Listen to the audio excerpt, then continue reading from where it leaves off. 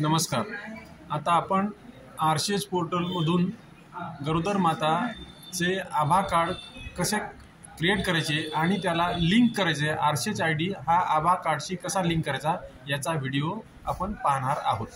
तर सर्वप्रथम हे कम्प्युटरवर आपण आरसीएच पोर्टल ओपन केलेले.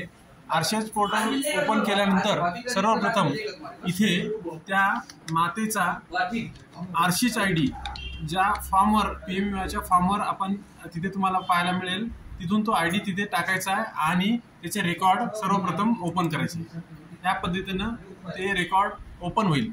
आता आपण रेकॉर्ड ओपन केल्यानंतर इथे जनरल इन्फॉर्मेशनमध्ये क्लिक केल्यानंतर त्या मातेची पूर्ण माहिती तुमच्या कम्प्युटरवर तुम्हाला उपलब्ध होऊन जाईल.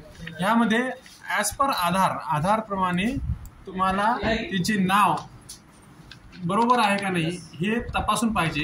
जर त्यात काही त्रुटी असल्यास तर पहिले नाव खोडून आधारप्रमाणे त्यामध्ये नाव तुम्हाला तिथे टाकायचे आहे आणि त्यात हजबंडचं नाव देखील आणि सगळ्यात महत्त्वाचं डेट ऑफ बर्थ ही करेक्ट टाका. आधारप्रमाणे असली पाहिजे. ज्या आधार कार्डवर जी डेट ऑफ बर्थ आहे तीच इथे सिलेक्ट करायची. त्यात काही करेक्शन असेल तर त्याप्रमाणे करायचं. एवढी सगळी प्रक्रिया करून सेव्ह करायचं.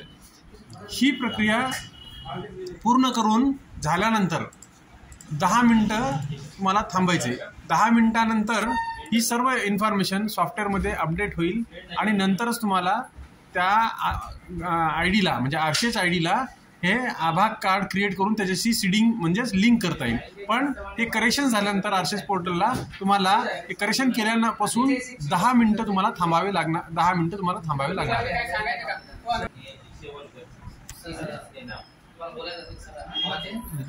ठीक आहे.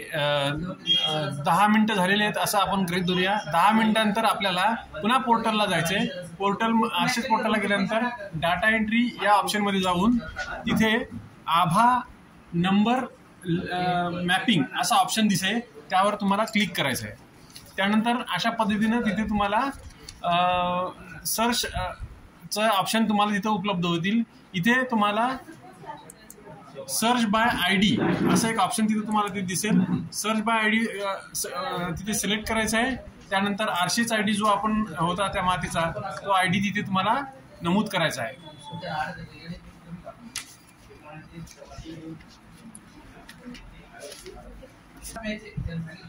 आता आरसीएच आयडी तिथे ज्या मातेचा आपण डेटा कलेक्शन्स केलेला आहे तिचा आयडी तिथे टाकायचा आहे आणि इथे 2 नंबरचं जे ऑप्शन रजिस्टर्ड प्रेग्नंट वुमन याच्यावर क्लिक करायचं आहे. हे क्लिक केल्यानंतर अशा पद्धतीने तुम्हाला ते रेकॉर्ड तिथं तुम्हाला सर्च करून उपलब्ध होईल. तिथे 2 ऑप्शन्स तुम्हाला देतील, लिंक आणि क्रिएट लिंक. तर आपण क्रिएट लिंक या ऑप्शनचा उपयोग करायचा जेणेकरून एकाच वेळी आभा कार्ड पण क्रिएट होईल आणि त्यासोबत त्या मातेचं आरसीएच आयडी हा त्या आभा कार्डशी लिंक होईल. आता तिथे क्रिएट आणि लिंक केल्यानंतर अशा पद्धतीची तुम्हाला तिथं स्क्रीन दिसेल. यामध्ये आधार ऑथ आणि डेमोग्राफिक ऑथ. तुम्हाला आधार ऑथ न वापरता 2 नंबरचं जे ऑप्शन आहे त्याच्यावर क्लिक करायचं आहे. डेमोग्राफिक ऑथ या पद्धतीने जसं ते गोल दिसतंय त्याला सिलेक्ट करायचं आहे. त्यानंतर इथे कन्सेंटचा बॉक्स असेल, कन्सेंटचा बॉक्स तुम्हाला क्लिक करायचा आहे.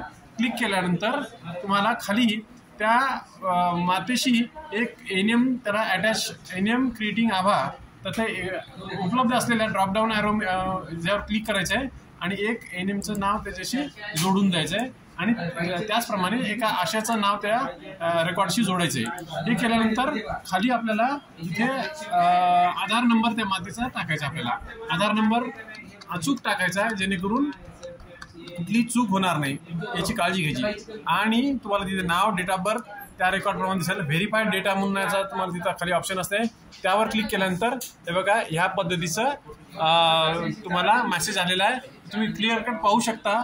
आभा नंबर आलेला आहे, has been created and link with RCH ID successfully या पद्धतीने आलेले.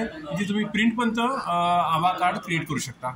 तर हा व्हिडिओ होता आपल्याला आरसीएच पोर्टलमधून गरोदर मातेचा आयडी हा विदाऊट OTP आधार आणि OTP हे ऑप्शन न वापरता डेमोग्राफिक ऑथ हे ऑप्शन वापरून तुम्हाला आभा कार्डशी क्रिएट करणं आणि त्याच्याशी RCH ID लिंक करणं याबाबतचा हा व्हिडिओ होता. धन्यवाद.